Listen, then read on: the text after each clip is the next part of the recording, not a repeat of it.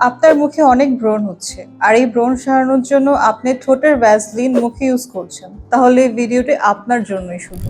যাদের স্কিন অনেক অ্যাকনি হয়, দেখা যায় তারা সারা রাত ভ্যাসলিন ইউজ করে, অর্থাৎ পেট্রোলিয়াম জেলি, যেটা ঠোঁটে লাগানোর কথা সেটা মুখে ইউজ করে। এতে কি হয়? এতে আপনার যে স্কিনটা আছে ব্রেথ করতে পারে না, কারণ পেট্রোলিয়াম জেলি একটা লেয়ার তৈরি করে, এতে করে স্কিনটা আরো ব্লক হয়ে যায়, ব্রেথ করতে পারে না।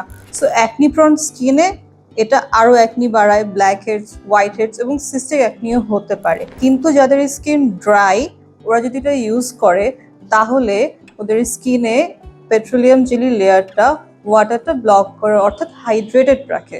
সো এটা ড্রাই স্কিনের জন্য, যাদের মুখে অনেক ব্রণ হয় তাদের জন্য না।